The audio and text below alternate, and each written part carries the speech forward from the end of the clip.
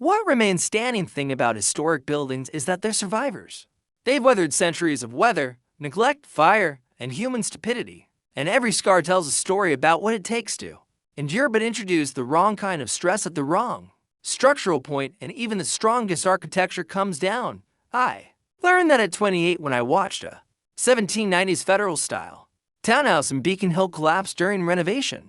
Contractor removed a load-bearing wall without consulting preservation guidelines, and 130 years of history crumbled in 40 seconds. No one died, the building was empty, but I stood there watching centuries disappear and realized that preservation isn't just about aesthetics. It's about preventing erasure. 5 years later, I'm the lead historic preservation architect for Boston Landmarks Commission, and I still think about that townhouse. Every time someone proposes modifications to a protected structure. My name is Adrian Cross. Born in Cambridge, 6th generation Massachusetts. The kind of family that can trace their Boston roots back to pre-Revolutionary War. Got my architecture degree from MIT. Specialized in historic preservation because I believe cities need memory. Need connection to what came before. I review every proposed change to Boston's historic buildings, permits, renovations, emergency repairs, making sure we preserve what matters while allowing structures to evolve. Most days I prevent disasters through paperwork. Some days I remember the townhouse and wonder if I'm actually protecting anything or just slowing down the inevitable.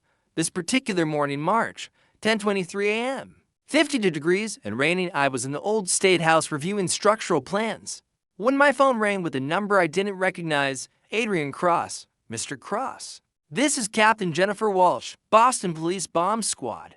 We have a situation at the Paul Revere House and we need your expertise immediately. My stomach dropped. The Paul Revere House, 1680, oldest remaining structure in downtown Boston. National Historic Landmark. What kind of situation? Suspicious package found in the cellar during a routine maintenance check. We're treating it as a potential explosive device. Before we can proceed with investigation or potential controlled detonation, we need to understand the building's structural vulnerabilities. Can you get to North Square in 20 minutes? Controlled detonation. In a building that has survived 345 years, I'll be there in 15. North Square was cordoned off, police barriers, bomb squad vehicles, evacuated tourists, and residents standing behind safety lines. The Paul Revere House sat in the center of the chaos, looking exactly as it had for centuries, dark wood clapboard, diamond pane windows, the kind of austere colonial architecture that defined early Boston. I showed my credentials to the officer at the perimeter. Adrian Cross, Boston Landmarks Commission. Bomb Squad requested me. They're staging at the command post. Third vehicle on the left, the command post was controlled chaos officers coordinating evacuation, technicians monitoring equipment, someone on the phone with the mayor's office explaining why a National Historic Landmark was in the middle of a bomb threat. Mr. Cross. A woman in bomb squad gear approached, late 40s, authoritative presence. Captain Walsh, thank you for getting here so quickly. She gestured to the building.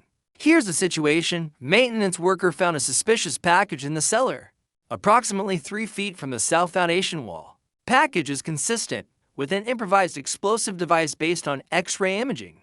We need to understand structural impact if we're forced to detonate. Forced to detonate? My voice came out sharper than intended.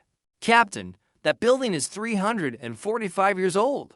It survived the Revolution, the Siege of Boston, and the Big Dig. A controlled detonation could. I understand the historical significance. But if that package is an active explosive device, we can't safely disarm it. We have to neutralize the threat. She met my eyes. That's where you come in. Tell us where we can detonate with minimal structural damage. Or tell us what we need to reinforce to prevent collapse. But Mr. Cross, we need answers in the next 30 minutes. Before I could respond, someone emerged from one of the bomb squad trucks. He was maybe 6 feet, athletic build, Latino features, wearing the full bomb suit minus the helmet, olive green padding, protective plates. The specific gear that says I walk toward explosives while everyone else runs away. Dark eyes that were assessing me with the same intensity I used to assess structural integrity. Captain, the robot's positioned. We have visual on the package. He glanced at me. Who's this? Miguel Santos. This is Adrian Cross, historic preservation architect. He's here to advise on structural impact. Walsh looked between us. Miguel's our senior bomb tech. He'll be the one handling disarmament if that's possible, or controlled detonation if it's not. You need to coordinate. Miguel offered a gloved hand. Historic preservation. So, you're going to tell me I can't blow up a 300-year-old building even if there's a bomb in it? I'm going to tell you how to neutralize a threat without destroying irreplaceable history. I shook his hand-firm grip even through the gloves. Can I see the imaging? He led me to a monitor showing the robot's X-ray feed. The package was roughly showbox size, positioned against the foundation, with internal components consistent with an explosive device. Preliminary assessment. I asked, low-grade explosive, maybe 2 pounds equivalent. Enough to damage the building, probably not enough to level it. But he pointed to the screen. It's positioned against the foundation wall. Old stone foundation, right? 1680 granite and mortar. Original construction. That wall is load-bearing for the entire south side of the structure. So, if this detonates against the foundation, best case, significant structural damage requiring extensive restoration. Worst case, partial collapse of the south wall and everything it supports. Miguel swore quietly. Can we reinforce it before detonation? Not in 30 minutes. Proper structural reinforcement would take days and require permits, engineering assessments, specialized materials, which we don't have time for. He studied the imaging. Okay, then I go in, attempt disarmament. If I can't disarm safely, we move the package away from the foundation before detonating. Captain Walsh interrupted. Miguel, protocol says if you can't disarm in situ, you retreat and we detonate in place. Protocol assumes the blast location isn't a load-bearing wall of a national historic landmark. He looked at her. Captain, I can move it. Give me 15 feet of clearance from the foundation and this becomes manageable. Or you get blown up trying to move an unstable explosive. That's why you pay me the big bomb tech salary. He smiled confident, maybe slightly reckless. I'm good at this, Captain. Let me do my job. The tension in the command post was thick enough to taste. Finally, Walsh nodded. You have 20 minutes. If you can't disarm or safely relocate, you retreat and we detonate in place. Clear? Clear. Miguel started pulling on the rest of his bomb suit helmet, additional plating. The gear that might protect you from an explosion or might just ensure they find your body intact. I watched him move with practiced efficiency, checking every seal, every connection. Mr. Cross, he said without looking at me, I'm going to need you on radio. If I'm relocating this thing, I need real-time updates on what I'm moving it toward. Other foundation points, support beams, anything that could turn a controlled situation into a disaster. You want me to guide you through the structural layout while you're carrying a bomb? Yeah, you know the building, I know explosives, partnership. He finally looked at me. Unless you'd rather I wing it? The casual confidence in his voice, the absolute certainty that this was just another day at work. It should have been reassuring. Instead, it made my heart race with something between anxiety and attraction. I'll guide you. Just be careful. Always am. He sealed his helmet and his voice came through tinny on the radio. Command, this is Santos. I'm moving in. I watched him walk toward the Paul Revere house, steady, methodical, carrying the weight of that bomb suit like it was nothing. He disappeared through the cellar entrance. The next 18 minutes were the longest of my life. Miguel's radio feed was calm, professional. I'm at the device, confirming X-ray imaging matches visual. Beginning assessment. On the monitor, we could see his helmet camera view the package. His gloved hands moving around it, checking connections. Command, device is active. I'm seeing a basic timer mechanism. Looks like 43 minutes remaining. I can attempt disarmament or relocate. Recommend relocate, less risk of triggering anti-tamper switches. Walsh, confirm relocate. Cross, guide him. My turn. Miguel, you're in the southeast corner of the cellar. The south wall behind you is original foundation. Avoid any impact to that stone. North is clear for 15 feet. Then you'll hit a support post for the first floor joists. Northwest corner is your safest destination. Dirt floor. No structural elements within 10 feet. Copy. Northwest corner. His camera showed him carefully lifting the package. Device is stable. Moving now. Every step felt like hours. I watched the camera feed, tracking his position, calling out obstacles to feet ahead. There's a floor joist support, go left. 3 feet. There's a ventilation grate, step over it. His breathing was steady through the radio, focused. Like he was moving furniture instead of a bomb. Northwest corner reached, he said finally. Setting device down. Command, device is clear of all structural elements. If this detonates here, damage is contained in non-load-bearing areas. Walsh, can you disarm? Silence for 30 seconds. Then, negative. Anti-tamper switches are more sophisticated than initial assessment suggested. I attempt disarmament. There's a 70% chance it detonates. Recommend controlled detonation in current position. Confirm controlled detonation. Clear the building. Miguel's camera showed him backing away, moving toward the exit with the same careful precision he'd used going in. 2 minutes later, he emerged, walking across North Square toward the command post. The detonation was controlled shaped charges placed by Miguel's team to direct the blast downward and inward, minimizing lateral force. When it blew, the sound was sharp and loud, and I watched 345 years of history shudder, but it didn't collapse. When the smoke cleared, the Paul Revere house was still standing. Damaged windows blown out, cellar ceiling cracked but standing. Structurally intact. Miguel pulled off his helmet, sweat-soaked and exhausted. Looked at me. Your building's still there because you moved the bomb away from the foundation. My voice was rough. That was, you saved it. You actually saved it. We saved it. Your guidance got me to a safe position. He smiled, tired but genuine. Partnership, remember? Captain Walsh was already coordinating damage assessment teams and structural engineers. Miguel stripped out of the bomb suit, revealed the BPD tactical gear underneath, and somehow looked even more attractive covered in sweat and stress. Mr. Cross, Walsh said, we're going to need you to coordinate the restoration assessment, but that's not immediate. Right now. Thank you for the structural guidance. You helped prevent this from being much worse. Detective Santos did the hard part. We both did our jobs. Miguel appeared beside me, holding the bottles of water. Handed me one. Also, it's Miguel. Detective Santos makes me sound like my dad. I took the water. Adrian. Though Mr. Cross makes me sound distinguished and old. You don't look old. He said it matter-of-factly, like commenting on the weather. You look like you're about to have a nervous breakdown about building safety, but not old. I laughed, surprised and slightly hysterical. I just watched someone carry a bomb out of a National Historic Landmark. Yeah, Tuesday for me. Nightmare fuel for most people. He drank his water. Adrian, can I buy you coffee? I need to debrief. You probably need to process what just happened. And there's a good place in the north end that won't be crawling with cops and news crews. My brain said this was professional coordination. My chest said something else entirely. Yeah, I'd like that. But here's what I didn't know then.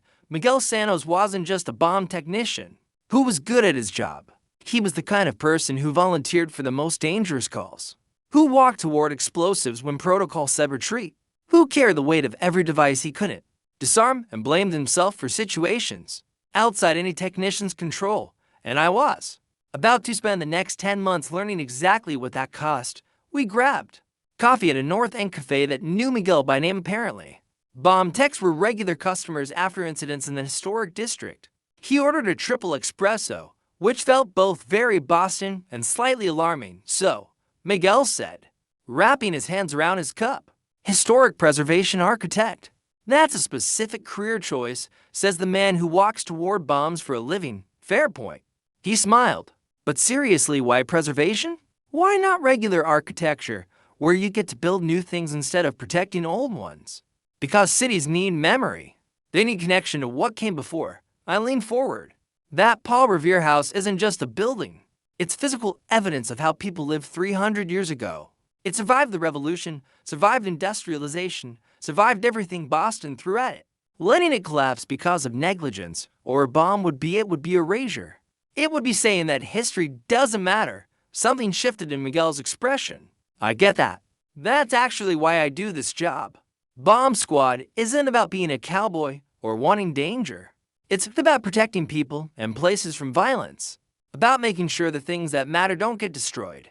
The parallel between our work and protecting through dismantling threats. Me protecting through preservation and hit differently than expected. How do you get into Bomb Squad? I asked. Army EOD first. Did tours in Afghanistan clearing IEDs. Got out, joined Boston PD, realized I missed the technical work. Bomb Squad felt like the right fit, still protecting people, still using the skills. But doing it from my hometown. He paused. My family's from Dorchester. 3rd generation Puerto Rican. This city matters to me. The history, the neighborhoods, the people. That's what I'm protecting when I walk into these situations.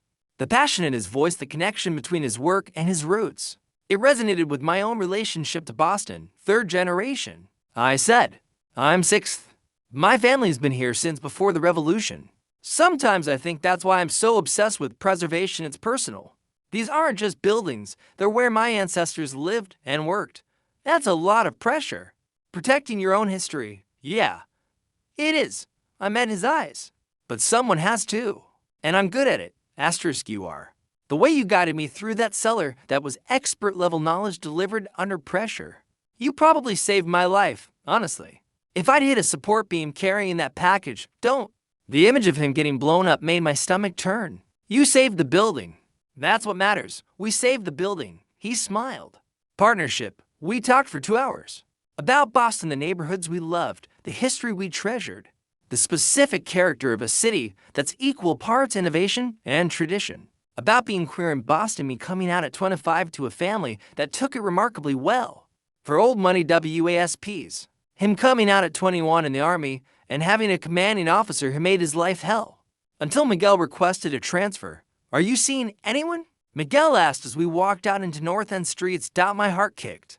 No, work makes it complicated. Historic preservation involves a lot of evening meetings with preservation societies and neighborhood associations. Most people don't understand why I care so much about old buildings. I understand. I work weird shifts. I get called out at 3 a.m. for suspicious packages. I spend weekends training on new explosive types. My last boyfriend said I was obsessed with my job. Were you? Yeah, I was. No hesitation. But it's important work. Protecting people and places that matters more than a relationship with someone who doesn't get it. What if you met someone who did get it? That would be different. He stepped closer. Adrian, I should tell you I've been thinking about you since I saw you at the command post. About how focused you were. How much you cared about that building. That kind of passion is, he searched for words. It's really attractive. You were wearing a bomb suit and carrying an explosive device. And you thought I was attractive. I'm excellent at multitasking. He grinned. Also, you are very attractive. Should probably not say that this soon after a bomb incident, but there it is.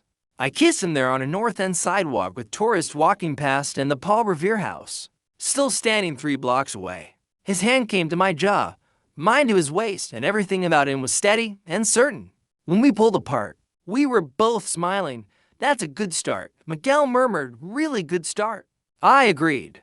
The next 10 months were a study in building something real around dangerous work and shared passion for Boston. My preservation schedule was intense but predictable. Permit reviews, site visits, restoration consultations, evening meetings with historical societies. Miguel's bomb squad schedule was chaos: shift rotations, training exercises, callouts at NER for suspicious packages or confirmed devices. We made it work. He came to my office on quiet days, looked at architectural plans, and asked questions about preservation techniques. I visited the bomb squad facility during training, watched him work with controlled explosives and robotic equipment, learned the technical precision required to dismantle threats. We learned each other in pieces. Miguel made incredible pernil from his grandmother's Puerto Rican recipe. I could identify architectural periods by window proportions and construction methods. He had a scar on his right hand from an IED in Afghanistan. I had a collection of historic Boston photographs going back to the 1860s. He was meticulous about protocol, every device approached with exact procedures, every risk calculated, nothing left to chance. I was the same with preservation standards, obsessive about historic accuracy and proper restoration techniques. Weave it together in ways that surprised me. 2 people who protected Boston through different expertise, who understood that history mattered, who carried responsibility for preserving what came before. You know what I thought the first time I saw you? Miguel said one night, both of us in my Beacon Hill apartment reviewing plans for Paul Revere house restoration, that I looked terrified about the bomb. That too, he laughed. But also that you cared about that building the way I care about keeping people safe. With the same intensity, the same focus. Like it was personal, not just professional, it was personal. That building is irreplaceable. 345 years of history, I know. And you were willing to stand there and guide me through a bomb situation to save it. He pulled me closer. That's incredibly brave. And incredibly attractive. You're the one who was carrying the bomb. That's my job. You didn't have to be there. You chose to help. He kissed me. Adrian, I really like this, us, even with my dangerous job and your obsession with old buildings. I laughed. Those are our defining characteristics. They're why we work. We both cared deeply about protecting things that matter. He held my gaze. I'm in this with you. For real, me too, I said. For real. But there were cracks I didn't see, stress fractures forming in the foundation we were building. Miguel took every dangerous call, every suspicious package, every confirmed device, every situation where protocol said wait for specialists, but someone needed to act immediately. He worked 50, 60-hour weeks during heightened threat periods and called it normal.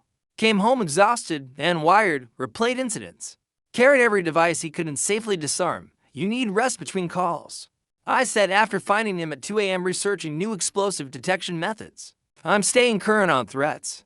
That's part of the job. You work 68 hours this week. You need actual recovery time. People's lives depend on me being current, being sharp. I can't take shortcuts on preparation. I'm not asking for shortcuts. I'm asking you to sleep. I'll sleep when. I'm not on high alert rotation, but his hands were shaking slightly from exhaustion and caffeine. I recognized the pattern because I'd seen it in structures constant, stress without maintenance. Insisting the system was fine until suddenly it failed catastrophically. Miguel, I said carefully, you can't take every dangerous call. The squad has other technicians, not with my experience, not with my clearance rate. He wouldn't look at me. I'm the best they have. If there's a complex device, they need me, and there it was. The weight he'd been carrying since Afghanistan, since losing someone to an IED, he couldn't disarm fast enough. The breaking point came in late December. Miguel had been working a series of suspicious packages across. Boston holiday season brought out copycats and actual threats in equal measure. He cleared 6 devices in 5 days, worked 7 to 2 hours with minimal sleep. Then his phone rang at 11 p.m. Another package, this time at Faneuil Hall. National Historic Landmark. Tourist destination. High-profile target. I watched him check the alert. Watched every muscle tense. I have to go. Miguel, you just worked 3 straight days. Faneuil Hall. Do you know how many people visit there daily? If there's an actual device, I'm not there to clear it. He was already pulling on his gear. I have to do this. You have other techs on duty. This is Faneuil Hall. Adrian. 1742. You've given me lectures about its historical significance. You really want me to let someone less experienced handle a potential bomb in a building you care about. The manipulation and not using my own preservation values against me had hurt more than expected. I want you to be safe. To not work yourself to death trying to save every building and every person. That's my job. He grabbed his keys. I'll be back when it's clear. He left. I didn't sleep. The call came 6 hours later from the bomb squad supervisor. Miguel had successfully cleared Faneuil Hall, no actual device. Just a suspicious package that turned out to be abandoned luggage. But during the extended response, Miguel had made an error. He'd misidentified a battery pack as a potential trigger mechanism. Called for evacuation protocols that weren't necessary. Caused 6 hours of disruption for a false positive. Department policy, mandatory stand down. Psychological evaluation, assessment of fitness for duty. I found him at his apartment at dawn. Sitting on his floor staring at nothing. Hey, I said softly. Sitting beside him, I screwed up. His voice was hollow. I called a false alarm on Faneuil Hall because I was too tired to properly assess a battery pack. 6 hours of evacuation, business disruption. Tourist panic call because I couldn't think clearly anymore. I took his hand. Was anyone hurt? No, but that's not the point. The point is I made a call based on exhaustion, not expertise. What if next time there's a real device and I miss something because I'm too tired to see it? Then you need rest. You need to trust your team and take care of yourself. His eyes filled. But what if someone dies because I wasn't there? Then it's not your fault. You're one tech in a squad. You're excellent at what you do, but you can't respond to every threat. I shifted to face him. Miguel, I love you. I've loved you since you carried a bomb out of the Paul Revere house to save 300 years of history. But watching you destroy yourself trying to protect all of Boston is killing me. You have to stop. I don't know how, he whispered. Then let me help you learn. I pulled him closer. You told me once that we both protect things that matter. But Miguel, you matter too. You can't protect anything if you burn out completely. You have to trust the system, trust your teammates, and take care of yourself, please. He broke then, quietly, face pressed to my shoulder. Shaking with sobs he'd probably been holding since Afghanistan, I held him, let him cry. Remembered the things I'd said to Distress Preservation Society members. You did everything you could. This isn't failure. You're not alone. When he finally pulled back, his eyes were red but clearer. I'm scared. He admitted, if I step back, if I don't take every call, what if I become someone who stops caring? What if I lose what makes me good at this? You won't. Being good doesn't mean working yourself to death. It means caring deeply and staying competent. You can do both. I don't know how. We'll figure it out together. I cupped his face. But Miguel, you have to try. You have to follow mandatory rest protocols and let others take shifts. And trust that Boston's bomb squad functions without you carrying everything. Because if you burn out, you can't protect anyone, including yourself, including us. He nodded slowly. Okay, I'll try. Asterisk 12 months later recovery isn't linear. Neither is learning sustainable work practices, or finding balance, or building a relationship with someone who's still learning. He doesn't have to save everyone, but we made it work. Miguel returned to duty after psychological clearance, still an exceptional bomb tech, but within forced rotation limits, with teammates sharing high-risk calls with department mental health support. Started therapy for combat-related stress he'd been carrying since Afghanistan. Actually used his days off for rest instead of additional training. I learned his patterns, the signs when he was taking on too much, the way his jaw tensed when he felt responsible for every threat. Learned how to support without enabling, how to remind him he was part of a system. He learned mine to the way I got obsessive about restoration details. The anxiety when historic buildings were threatened. Learned how to pull me back when I was losing perspective. How to remind me that buildings could be restored, but people couldn't. We built something steady. Something that flexed with bomb threats and preservation crises instead of breaking out one morning in March exactly 1 year after the Paul Revere house incident. I woke to find Miguel at my window watching snowfall on Beacon Hill. You okay? I asked, wrapping arms around him from behind. Yeah. He leaned back into me, just thinking about that first day, about how we met trying to save a building, about how we've been protecting Boston together ever since your preservation work. My bomb squad calls, both of us caring about the city. He turned to look at me.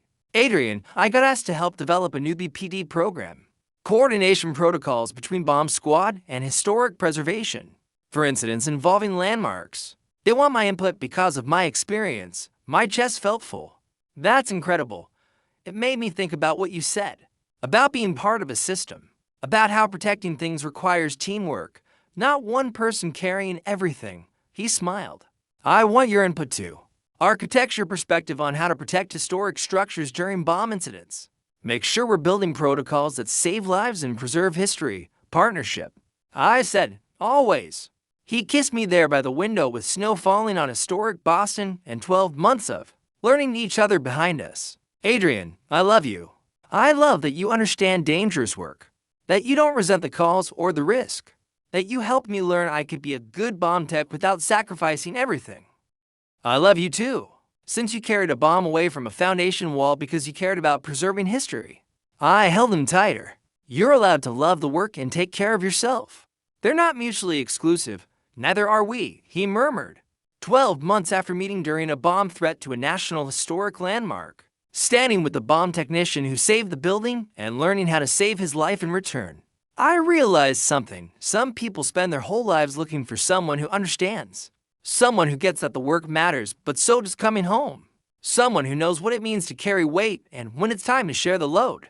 I found that person walking toward a bomb in a 300-year-old building. Then found him asking about architecture because he cared about protecting what mattered. Then found him every day after learning how to build something real. That's not a bad story. That's not bad at all.